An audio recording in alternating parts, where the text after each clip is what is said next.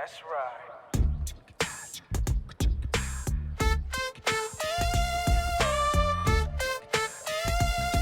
Hello everyone, welcome back to my channel. In this tutorial, we will learn how we can style text outputs such as add colors as well as effects like bold, italic, underline, etc. with Sty Module in Python. Sty Module provides Python with a simple, customizable, and performant string styling markup, which is decoupled from color palettes and terminal implementations. So without further ado, let's get started with it.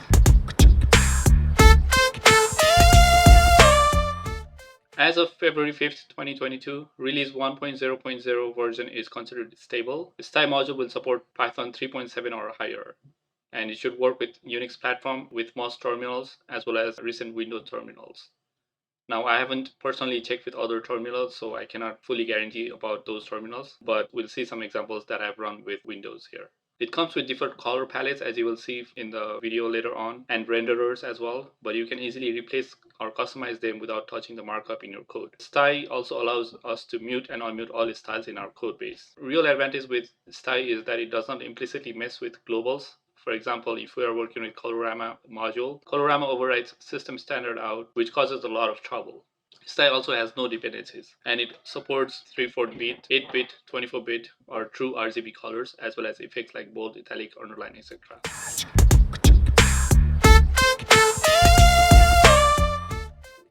Before we can import the module and start using them in our program, we have to install them.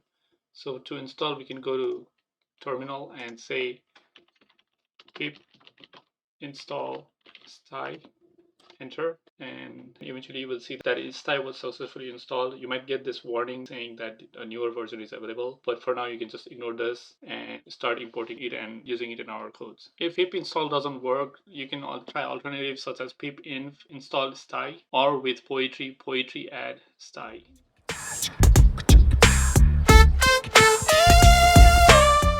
You can import Sty by simply saying import Sty, and that should do. However, Sty provides a bunch of tiny but flexible primitives called register objects that can be used to style our strings. If you need to style a lot of stuff, consider importing the register objects directly, and this can be done like this. From Sty, import FG for foreground, BG that's for background, EF for effects, and RS that's for reset. There are other imports that you can do, but for now let's just keep with this, and let's customize text foreground and background using these.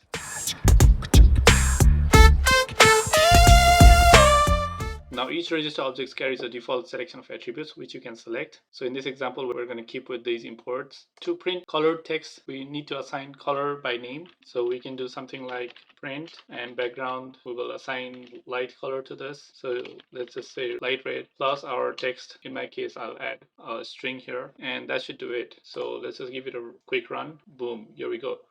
So it is basically printing out the string we provided here with this background color. And notice the light red color keeps going until the end of the line. We can also change the foreground color, or basically the text color. So I'm just going to copy paste that here, and instead of background, let's say foreground, and instead of red, let's say light yellow, and run it again. And the text color changed from the original light gray to light yellow color.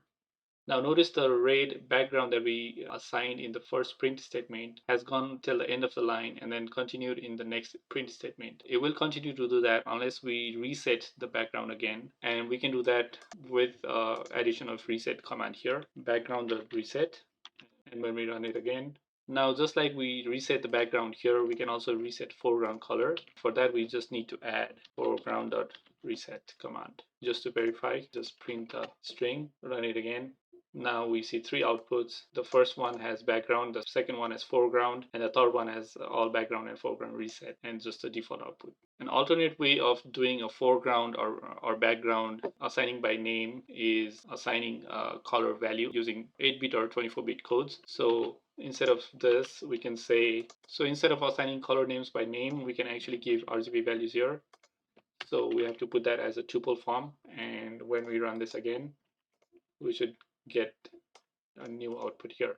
And basically this is the R, G, and B values. So we are only providing R and B values in equal amounts, which is basically giving us the purple color here. Another way of doing it is giving color name inside double quotes. So we'll say blue here, and then run it again, we'll get a blue output of text. Now, so far we have seen background or foreground color change. We can also make a combination and get the output. So my foreground will be light green in this example, plus background dot, let's say, black. Instead of resetting each one, I'll say reset all. That should reset both at the same time. And boom, you see this new line with black background and green text color. It already looks colorful and beautiful. So that's the beauty of using this Sty module. Now, because we're trying to reset all with this new command, I'm just trying to reprint the output in a default format to see if the reset happened, and it actually did. So that is how we basically customize foreground and background color using default attributes.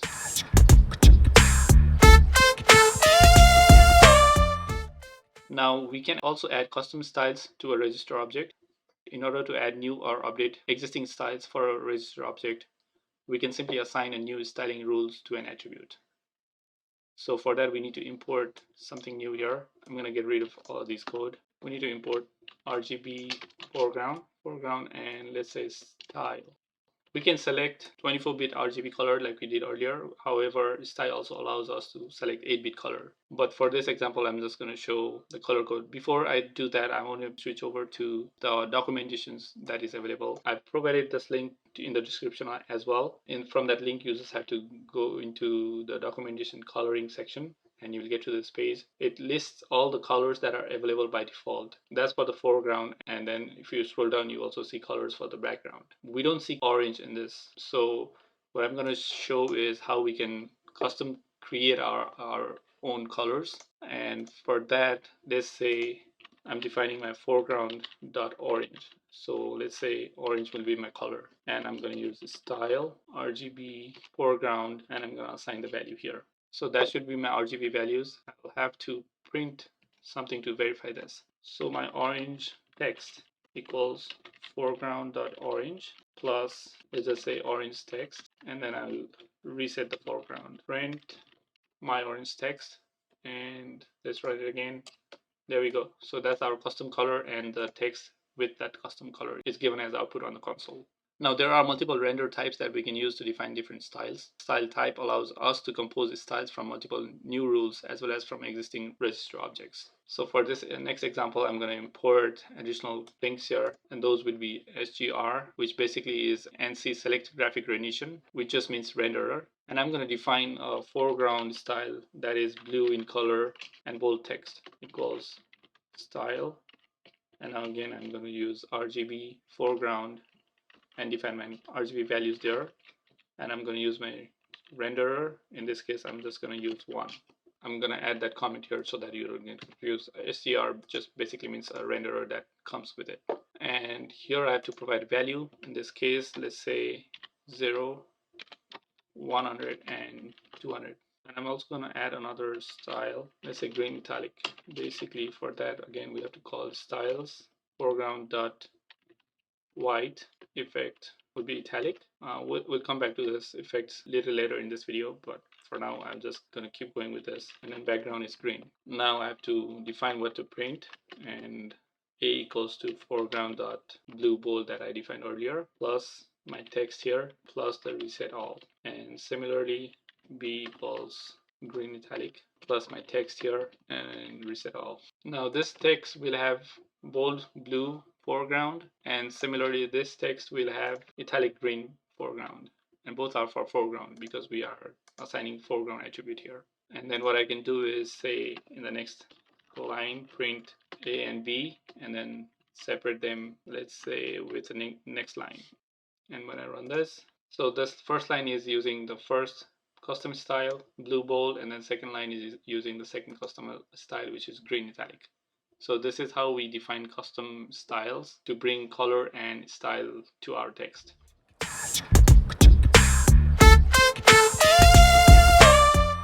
We can also define our own functions and randomize text foreground and background color every time we run the code. I'm going to delete all of these, and then from Sty import foreground, background, and reset, and then from random import randint. Now I'll define two functions here. First function is RGB foreground color. I'll just pass for now, and then next function I'll define is but it's going to look very similar. So I'm just going to copy paste here, and instead of foreground, it would be background. Now we have to define what's in the body of these functions. Basically what's in there is RGB values. So red would be a random integer between 0 and 256, and similarly green and blue will be another random numbers from 0 to 256, and then we'll return the red, green, and blue value inside the tuple. We'll just copy this code and paste that here, and instead of foreground we'll say background. So basically what's happening here is when we will call this function, it will basically return RGB values for the foreground. Similarly, when we call this function, it will return random RGB values for the background. Now we need to call these functions, and the way we're going to do this is directly use them under print statement. My RGB background color, let's say foreground color for this example. Calling this doesn't need any parameters because it's not defined here. So it's going to be empty, and my text string will go here. Similarly, I can also print, and here will be my, so this time I'll do background, and then again my text will be here, and this time I'll reset all. And the text that we will be printing in each case will be the same string that we've been using. After this reset, I'm just going to do one more print and print the same string one last time. And when we run this, we get green color text here, and then in the next line we get purple background, and then after the reset, the default text with the default background. When we run it again, we get different color. Every time we run this, we get different colors, and sometimes we end up with very beautiful format, like in this case. But for now, let's move on.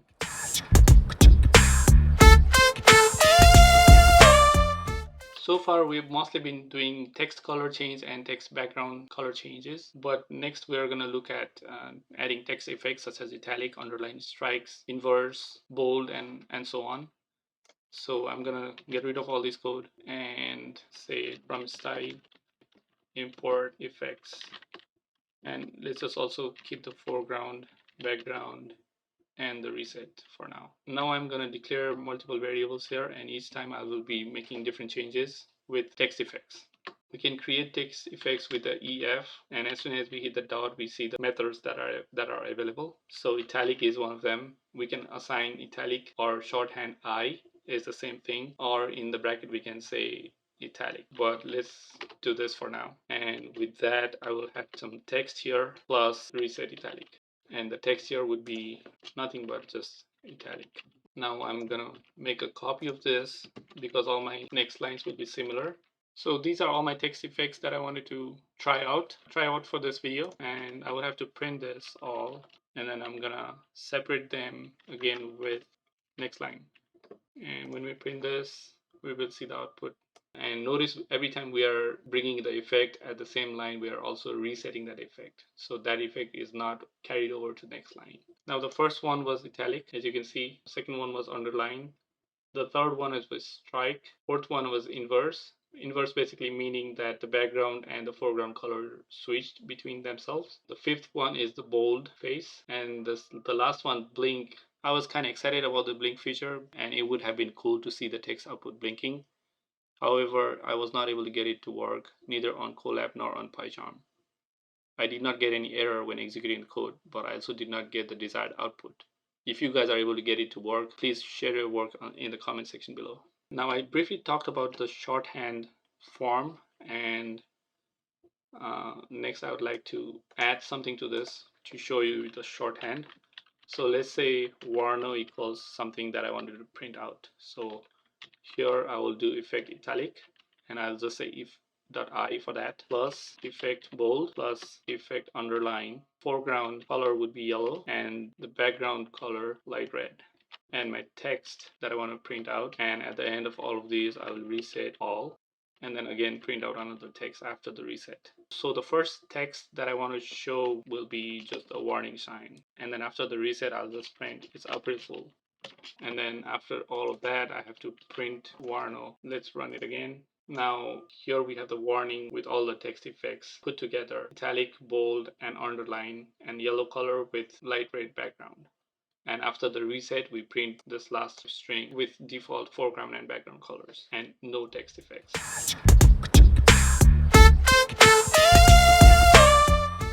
Next example I'm going to describe is mute and unmute functions over single register object. Sometimes it's useful to disable the formatting of a register object, and we can do that by invoking the mute method. We can also use the unmute method to unmute previously muted register object. Let's see an example.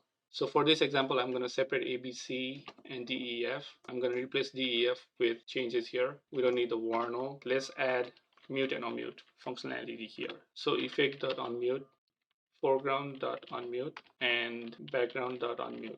And then I'm going to print a statement here just to check whether they are muted or not. And after printing that, now I'm going to print ABC. After this statement, print a new line here, mute everything back on. So instead of unmute, I'll be muting effects, foreground, and background after this, and then print the statement again. And then now print DEF. And at the end, unmute everything back again, and then check whether they are muted or not. So let's give it a run. Now here everything is muted at first, so this print statement will always print false. And then we print italic, underline, and strike. And here I'm muting everything, so everything will be true when we check for is muted values. And then I'm printing red, bold, and green with DEF variables. At the end, I'm unmuting everything, and when I check whether they are muted or not, everything will be printed as false. So let's go back. Because I've muted here, all these statements are not showing any effects or changes in colors. Now if I comment them out, meaning they won't be muted, notice the output for 4, 5, and 6 when I rerun this. And now because the muted was commented, there was nothing muted, so the color effect and changes were made, and the output shows those changes. Now if we go back and uncomment that and rerun, we will again mute those effects and see the default output. So it's a nice feature to have mute and unmute functionality to be able to customize our output.